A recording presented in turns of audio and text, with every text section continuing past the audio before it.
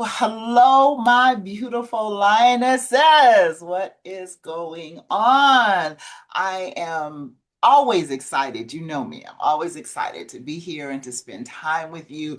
But I don't know how to put how I'm feeling about my guest today because she is someone that I absolutely positively adore and respect. And I'm so stoked for the conversation that we're about to have. So help me welcome Abigail Rebecca, the visibility goddess. Okay. She is going to help us understand a little bit better how we were humanly designed to function.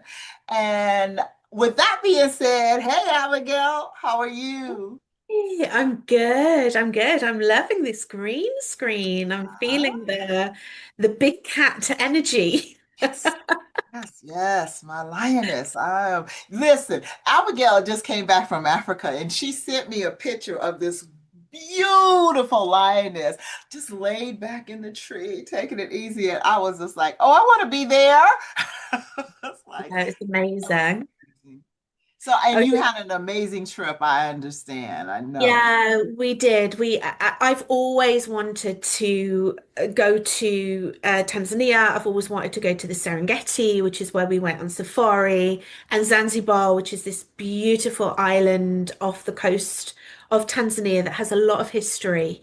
Mm, And guess what? I have been with my partner now for 11 years, and his mother was born there. His mother was born in Tanzania. His grandmother was born in Zanzibar. So it felt like a bit like a pilgrimage. So it was nice to go and do the touristy things and go on safari, but also for him to be able to understand a lot more about his culture, his mm, heritage. I feel mm, very honored to have shared that with him. And Africa, I mean, there's a reason why it's called Mother Africa, right? yeah, It absolutely. feels like you're going home. I'm getting tingles now just talking about there Mm, is something about that continent mhm, that is truly, truly special. mhm. And yeah, so we had a wonderful, wonderful time. Thanks for Oh, asking, Coylette. wow. Awesome. Awesome. I gotta go. I gotta go. Just Gotta go. I, you know, I made it to Ghana last year, which was the first time that I had made it to the continent. And as I was sharing with you before we went live, it was just like, oh my God, what has taken me 67 years to get there? I was 67 at the time. No, 68 at the time. And I just couldn't understand why it had taken me so long to get there. So definitely, but to go on safari and you know me and my lionesses. And so I definitely have to go. I have to go. You So go and see those lionesses. They're waiting for you. yes, they are. They're calling me. I hear them. I hear them. Somebody asked me the other day, and we're going to get into our conversation for the day, but somebody asked me the other day, why am I so drawn to the lionesses? And the first thing that came to mind was, have you seen them? Have you seen how majestic they are? It's like when they walk, they know who they are. There is no question. They understand their royalty, their regalness, the fact that there's a sisterhood. They're the only big cat out there that there's a sisterhood between them. They take care of each other's cubs, they protect each other, they hunt together, they do all of these things together. And it is just like they're just magnificent beings to me. And I'm just like, yeah, I can't wait to go up close and personal. Yeah, So, I love how they collaborate together, and yes. we talk a lot about working together and collaborating and supporting one another Mhm. as in a sisterhood. We were on safari and we came across this tree, and underneath the tree, I would say there was probably about eight lionesses. I'll have to send you the picture, Coylette. Eight Okay. lionesses, and I would say probably about 12 cubs, all huddled together, all sleeping. Obviously, they've been Mm. hunting at night. The male lions weren't with them, they were away somewhere. And you just couldn't tell which cub belonged to which mother. Exactly. You know, they Yes. were all they were protecting one another, and it's just so Mm, lovely to see that mm.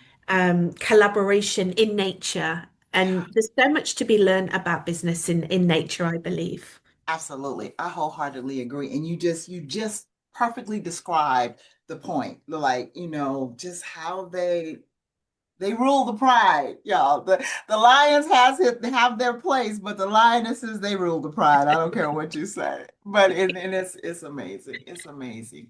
So I would love for you to talk about human design and really what that means. I was not aware of it, didn't know anything about it until last year when we were in Spain Yeah. and at the retreat, and you started talking about it, and it really, really intrigued me. And then I found out about my human design, which described me to a T. I'm a 5'2", so it was just like, anyway, people won't understand what that means, but I want you just to kind of explain what human design is. Yeah.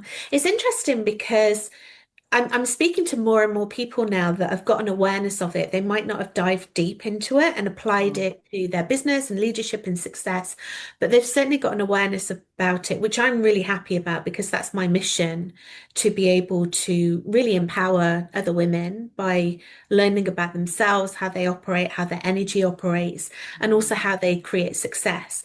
So I guess the best way that I can describe it, especially if you're from a corporate background, is imagine if Myers-Briggs and astrology became lovers and had a love child. That's human design.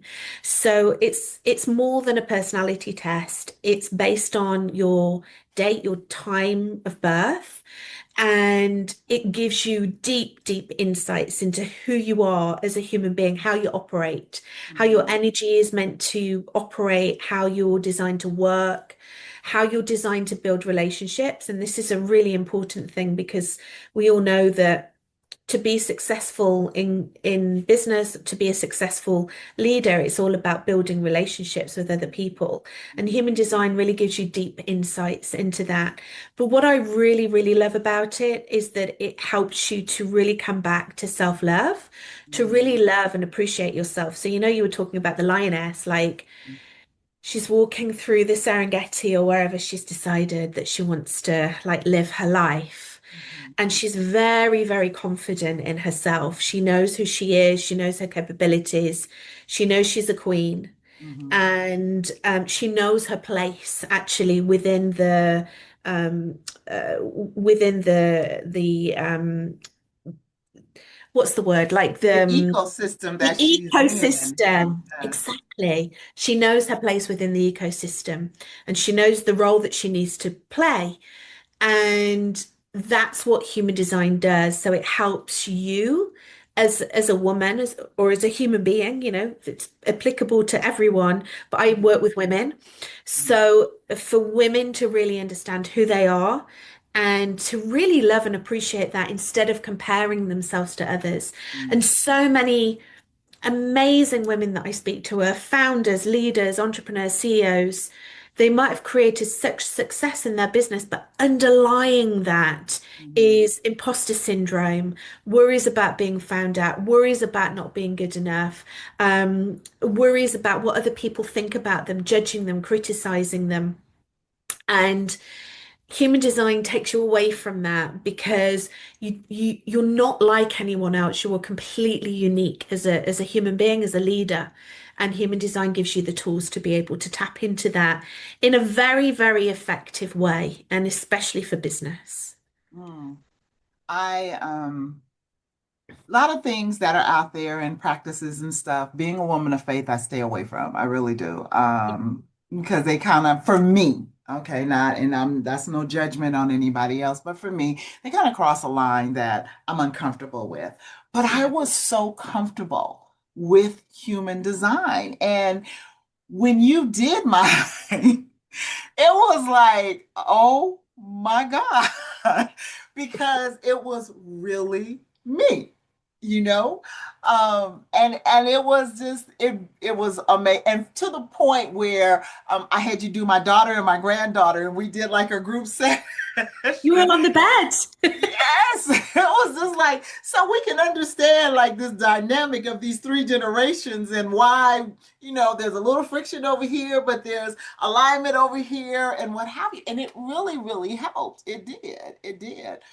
So what are the different major traits that you can find that you occupy when you're doing your human design? Mm. Well, human design is the science of differentiation, and I think that that might be one of the reasons that you were so comfortable around it, and maybe the way that it was delivered as well. I get a lot of feedback actually about that, that I like to put a real practical implementation on things. It's important that we have these tools in our toolkit to be able to operate at a very highest limits and highest capabilities. But human design is the science of differentiation. It shows that every single human being, the way that you are created, is completely different to everyone else. So when you go down at a real deep level, you'll see all of the major differences. Mhm. But for the sake of this, and for a very gentle introduction to it, there are 5 different types within human design. There are generators, manifesting generators, projectors, reflectors, and manifestors. And each of these types have a role to play. And what's really important about it is that each of the types has a strategy to follow in life. So it's almost like a strategy for success. Mhm. So generators and manifesting generators are designed to wait to respond to things. So we're talking about initiation. Do I initiate? I've got an idea in my business. Do I go ahead with it? Do I wait? Like, what do I do? Mhm. So there's a strategy attached to each human design type. So for generators, manifesting generators, they're designed to wait to respond to something, to look out for the signs from God, to look out for the signs from universe, from source, from the light, and you can then respond to it. And then so generators and manifesting generators make up 70% of the population. They're designed to work and to project manage, and they have this wonderful sacral energy that keeps you go, go, go, and you work, work, work, and you get lit up by work. And if you do work that you love, it doesn't feel like hard work. It's just Mhm. very satisfying, and you're lit up by all the joys of life if you're aligned to your design. So that's 70% of the population. 9% of the population, so a very small amount of the population, are manifestors. And Mhm. manifestors are the only human design type that are designed to self-initiate. So they're designed to go out there and make things happen and start the fires, but their strategy is to inform. So it's really important that when they go ahead and they do things, that they just inform people around them, not necessarily to ask for permission, but just to give heads up. And they're seeking peace. They just want peace, and that's like their highest vibration. The highest vibration for generators and manifesting generators like yourself is satisfaction, to feel very satisfied with life. And then we have projectors, which make up 20% of the population. I'm a projector. And projectors are the wise guide. So projectors aren't designed to work, work, work like generators and manifesting generators. And they're certainly not designed to initiate like manifestors. So projectors, the strategy for a projector is to wait to be invited into things. And this isn't passive energy. It doesn't mean that it's not strong leadership, but what it means is that when people see you and recognize you, they can invite you into things. And then finally, we have reflectors. And reflectors make up 1% of the population. And reflectors are like the moon children, the moon people. So reflectors are actually designed to wait a full moon cycle, so 28.5 days of a moon cycle until they make a decision. And we're not talking, what to have for dinner. We're talking about big life and business decisions. And that might seem like a long time to wait. But actually, when you speak to a reflector, it absolutely makes sense. I've got a reflector at the moment that's a leader in one of my communities, and it's fascinating to see how she actually comes to a decision by waiting and going into an environments that light her up and then being able to make decisions from there. So to answer your question, there's the five main types, and then there's lots of layers that sit under there that can give real insights into leadership and relationship building, but most importantly, success creation, because we all want to be successful, whatever that might look like for us. We all want to create a level of success. And when you tap into your human design, I truly believe it's like a blueprint. You can literally put it over your business, you can put it over your leadership, you can put it over your marketing, your visibility, and use it as a blueprint for success. And I've been doing this now, Quillette. This is my 10th year now in business. So I started my business in 2016 and I discovered human design 8 years ago. I started to apply it into my business about 7 years ago and really saw the impact and then started to share it with my clients. My clients loved it. And I fully incorporate it now into my business. And I am so fortunate to have been able to witness the transformation in so many women that I've worked with by teaching them and for them empowering themselves through their human design. I have stood on and talked about in probably nauseum about being your own unique person, about embracing your uniqueness and understanding that it really and truly is your superpower. When you embrace it and you walk in it, you own it, then you are free to be who you were created to be. My saying is, if you be who you be, you will do what you do. And that's basically because when you're walking in your authenticity, it just automatically will breed what it is that you were created for. I'm a firm believer that we're not here just by happenstance, that there is a reason for us to be alive in this appointed time. And so when you dug back and I mean, literally to the moment that I was born, okay, because I was blessed to know that, and just how it shaped out everything. I remember you and I discussing it, and you were saying that, and you can just kind of talk about what the numbers equate to, but I was a 5'2", and so because if I remember correctly, because I'm a 5, I was created to be on the world stage, and I know that what I do has a global calling to it, and I'm comfortable in that. I'm comfortable in walking in that. But the other side of it is also when I get off the stage, I have to withdraw that number two. It says I've got to go back into my space and be by myself with myself. And it was so perfect because that's exactly who I am. And I had always said, well, I like my space because I was an only child, but to be able to understand, no, that's part of your design. Even if you weren't an only child, you would still need your space, Mhm. and to know that it's part of who I am to be, excuse me, comfortable out front. I don't have a problem with it. And as you say, I'm a manifester generator. I got the two of them going on. And so I'm gonna make it happen without permission. But at the same time, I do react to responses, So it's just like I was like, I have all of these layers. When I think of layers, I always go back to Shrek and his conversation with Donkey. Ogres have layers. We're like an onion. We have layers. It's like, but that's how I see myself. I'm so multifaceted. I'm that one where they try to narrow you down to one little niche, and you need to stay right there in that little. And I'm like, no, I can't.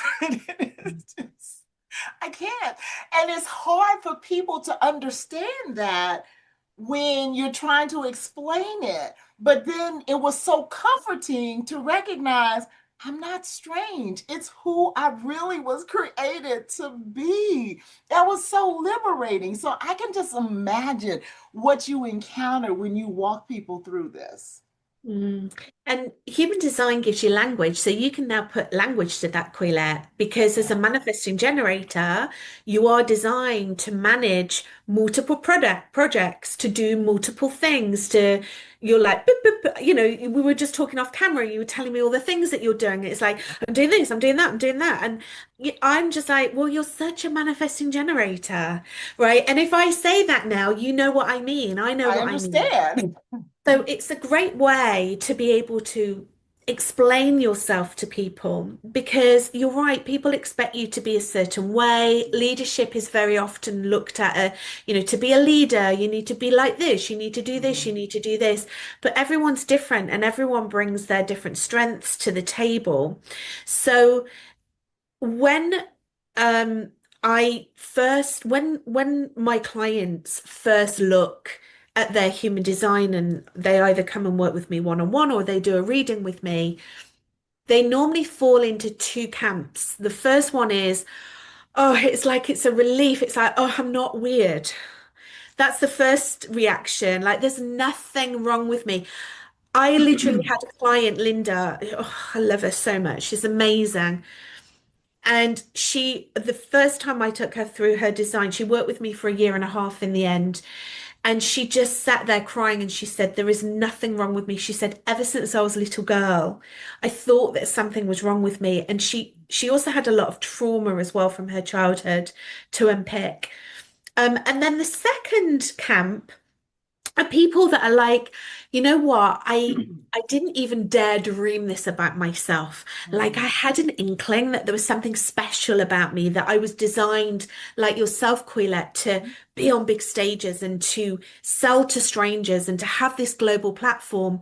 And I didn't even dare dream that about myself in case I was having ideas above my station or it wouldn't come true and then I'd be disappointed. So human design also gives people access to their biggest highest vibration so they can start playing a bigger game, Mhm. because if we don't bet on ourselves, if we don't believe in ourselves, no one else will.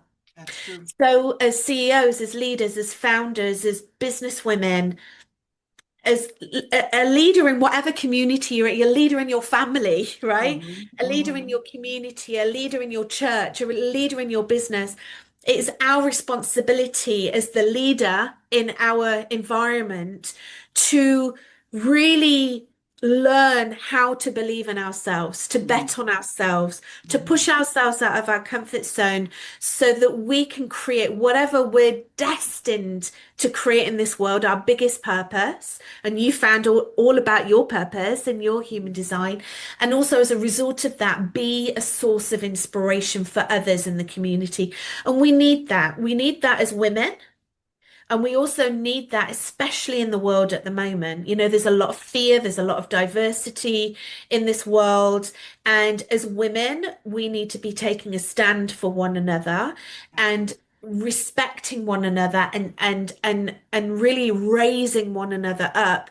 And there's lots of tools to be able to do that. But for me, human design is just a wonderful, wonderful resource to be able Mhm. to do that. What drew you to it? How did you get introduced to it? I was at a conference, so I was working with a business coach who was based in San Diego in California. And I actually went over she used to do this big, big event every year in Palm Springs. So I got on the plane from the UK, went over to Palm Springs, and I'd literally left corporate like 5 months before. So I was Mhm. still very much deconditioning from corporate. I was just Mhm. being introduced to this new world of entrepreneurs and online and summits. And I was like, I don't know what's going on. I just love it. Like, give me more. And I was meeting the most amazing women and men at this conference. And someone approached me, a woman who was based in Canada, and she said, have you ever heard about human design? And she told me all about it. And I said, that's wonderful. It's amazing. And then literally forgot about it because it was like, oh, and here's the next shiny object, and here's the Mhm. next shiny object. Mhm. And then what happened is it kept coming back. I'd work with someone and they would talk about human design, or I'd go to a conference and I'd bump into someone that was working with human design. So it kept gently nudging me. And in the end, I was like, I need to learn about it. So I actually went and downloaded my chart, and it's completely free of charge, by the way, to download your chart. You don't need to pay anything. We can put the link to my website where you can download it completely Right. free. And I realized I was a projector and that I wasn't designed to work very hard. And I was needed to be invited into things, and I was like, "What do you mean I need to be invited into things?" I was like 2 years into my business then. I was like, "How am I going to run a business if I need to be invited into things?" But slowly or surely, it started to resonate with me, and I realized how burnt out, why I burnt myself out in corporate, and why I was Mm, so unhappy. And the more I was in the experiment, and because it's all very well learning these things. Like you can mm, sit down, you can have a human design reading and learn about it, but then it's then about implementing it into your life and practicing it. And the more I experimented with it, the more I started to create more success. I um authentically started to become more visible. Like I wanted to be seen more because mhm, I really loved myself and accepted myself. I had mhm, something to say. I was really started to be more rooted in my values. I started to really stand up and talk about the things that I really stood for. And as a result of that, I attracted more clients, more mhm, opportunities, more money as a result of that. mhm. So my life has literally changed from human design, and I'm just so grateful. So for me to be able to come out into this world and share it, and then be able to help other women to create success, I feel very grateful actually to be able to do it. Excuse me, there are, as you said, there are so many different personality tests, quote unquote, that you can take out there. But I think what I found fascinating with human design is the interacting between those close around you and understanding how they interact.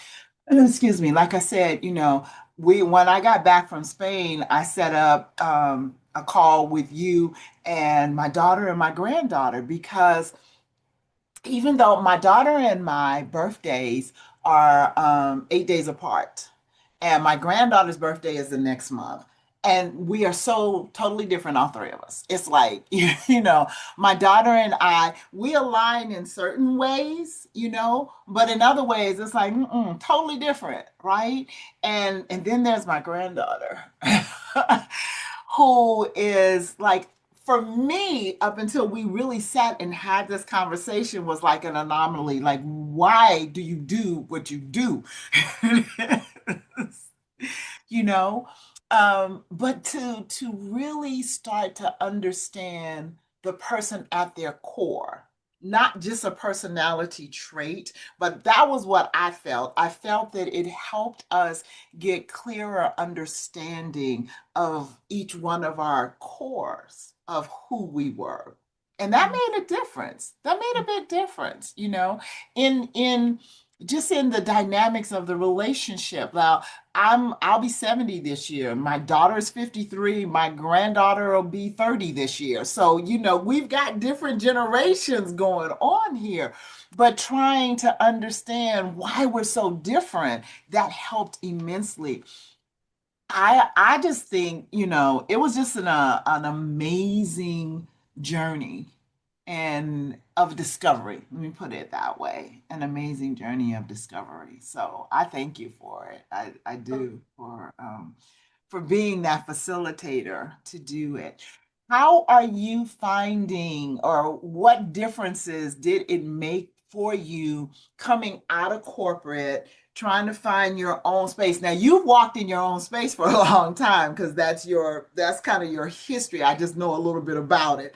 But how did that help to solidify who you are as an individual the more you understood how it worked? Yeah. I realized that for a lot of my life, I was showing up very much like someone that I was expected to be. Mm, that I felt that I had to be a certain type of person to be respected, to be seen as a mhm, leader, mhm. even though actually my story is breaking away from that. So, I Right. was raised as a Jehovah's Witness. I was raised to be very subservient as a woman. Mhm. I couldn't have an opinion about anything. I was taught, I was basically brought up to be a wife and a mother, and I always say that they're wonderful roles in life if you choose to be That's like what that, you choose. if you Yeah. choose to do that. So I was very much kind of brought up to be a certain thing. And then when I was 16, I left. I made the decision to leave. I broke free. And that for me was incredibly empowering. But then, as a 16-year-old in the world on her own, because I'd lost all of my community, my friends, my family, my parents, everyone gone, I traveled the world and I tried to find an identity for myself. Mhm. And I didn't know who I was, or even more importantly, who I wanted to be. So I would kind of take on these um, roles in life and show up. Well, if I'm like this way, then that person's going to like me. Or if I'm like this, I'm going to be more popular. If I'm like this, I'm going to be more successful. And I was like that throughout my whole corporate career. And you were Mhm. talking about personality tests. It's interesting because when I worked in corporate, we didn't have Myers-Briggs, but we had something else that was based. It was very similar to Myers-Briggs, and it was called Insights. And it's where you're assigned a color. And I was yellow, and yellow is like the sunshine color, and yellow is the person that is the creative and has all the ideas together. And I was a senior leader at the time within corporate, and my boss was like, "You want to get to the boardroom, you need to be a red." Like none of this niceness, none of this creativity. You need to be a red because that's who leaders are in this culture, right? We hear this a lot, don't we, in culture? This is how we do things in Yep. culture. Yep. So I actually cheated on a personality test to become a red. Oh, Because wow. and then it was like a huge celebration, like, oh, she's a red. Yeah, she's one of us. Like, come on, we're going to get you promoted. We're going to work on your scaling up to the position that you really want to be. And I was working hard. I was hustling. I left corporate because I developed a very serious heart condition where my heart would start racing and beating at 220 beats per minute. It should be around 70. And it kept happening and I kept ignoring it. And in the end, I had no choice. I mean, I was literally in bed for 2 weeks. And it gave me the opportunity to be able to reevaluate. And when I left corporate and started my business, human design gave me access to really start understanding who I was, like you said, about you and your family at your core. Mhm. Who am I? Mhm. What are my values? What do I really stand for? Who Mhm. do I want to represent? Who do I want to hang out with? Who do I want to work with? Like, who do I want my clients to be? How much money do I want to make? How successful do I want to be? And human design helped me to work on my own self-esteem and self-worth and self-value so I was able to hold the energy of that. I'm Mhm. 10 years into my business now. My business is, it is successful and I work with incredible clients. I have to be able to hold the energy of that. And when Mhm. I first started my business, I wouldn't have been able to do that because I didn't even know who I was. Mhm. So I feel like every stage of your development, it gives you access to that. But that's what it's unlocked for me. And again, I'm so grateful. I'm so grateful for all of my experiences. Everything that I've Mhm. experienced has got me to where I am now. And I'm 52 this year, and I'm like, yeah, 52, finally. Woo! And I'm so excited about the future because I see beautiful queen role models like you, Coylette. You're like level 70. The next level of life is level 70, and you're like just getting started, like with Yes. all the exciting things that you're doing. I'm like, life is like incredible, but we need to have the confidence to be able to carve that out for ourselves. Yeah, yeah. What's important, what stood out with just listening to your transitions and transformations is that it's never too late. Like you just said, I'm stepping out into a whole new arena that was not on my preview. It was just like, into this AI space, into creating apps and platforms and what have you. If you had asked me 5 years ago what I would be doing now, it wasn't this. It was, it really wasn't this. But it's exciting because life takes on a whole new meaning when you can truly, truly embrace yourself. It really, really does. I've pretty much the majority of my life been comfortable in my own skin. But at the same time, I don't know that I walked in my true authenticity within my own skin. And there's a difference. There's a difference, it was like I'm comfortable with who I am, even because I was fighting what people were saying that I was. And so, because I took that defensive posture, because you said I'm this and I'm not going to let you make me be that. So, it was a whole different thing from being now, listen, I am very, very comfortable in who I am, and I don't have to be defensive about what you think. That's a difference. And I think that a lot of times we don't understand that when we're so busy trying to prove who we are. Just because you said something about me or just because you think I should be a certain way, I'm not trying to prove anything any longer. And that's the difference. I believe that that's probably the difference in us walking in our true authenticity and coming out of, you know, the opposite, the flip side of what you were saying was me. It's like you were trying to fit into what they told you should be. So you're trying to fudge the personality test. You're trying to do all of these things so you fit what they said. I was that rebel. Okay. And so because of my defensiveness, I'm going to prove who I am. I'm going to prove that I'm not what you said. And that takes a lot of energy. I'm not trying to prove anything anymore. I'm Yeah. just who I am. And therein is the difference in being at peace in life and being at peace in the journey. When you stop being that defensive player and you're just, look, I'm not here to play the game with you. There's the difference. You're playing a game that I choose not to play. I Mm, choose not to play. Whatever it is that you want to feel and think, you have every right to feel and think that. Does not make me who I am. All yes. right. And so because of that, it's like life is now just like, okay. Yeah, we're flowing. We're flowing because I'm flowing in who I am. Who I am, not wanting to be you, not trying to fight who you think I am, not trying to prove anything. And I think that that's that place of peace in life, seriously. And then, like I said, when you and I sat down last year and we started talking about human design, and I was like, oh, oh, okay. I'm supposed to be. So, like, I'm not an anomaly. This is who I was created to be. That was what meant so much to me. It really is. And so do you find that your clients, when you walk through this, that they encounter that sense of liberty to know that they're not crazy? This is just who they're Yeah. supposed to be. Yeah, absolutely.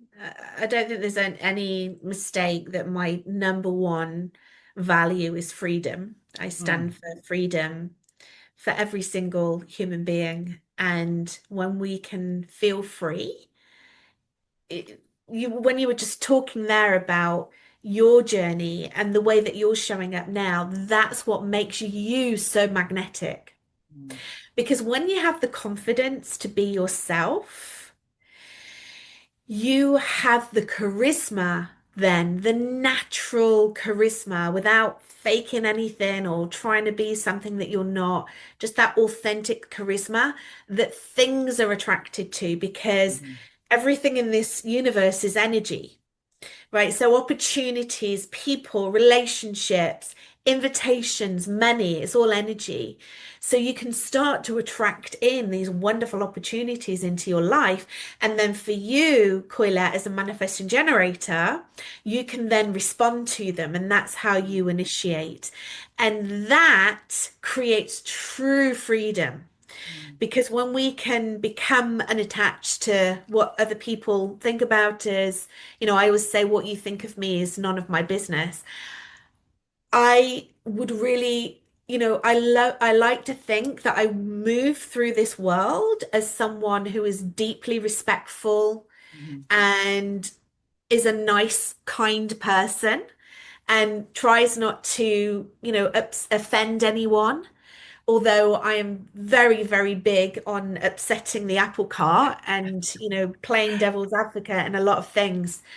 But I don't automatically go out to hurt or offend anyone. But naturally, when you are at that place where you're like, I'm good, I see myself, I honor myself, I'm walking through the Serengeti as a lioness, mhm, I'm doing my thing, naturally you will get people's backs up and people's heckles will be up mhm, because you are reflecting back on them who they want to be.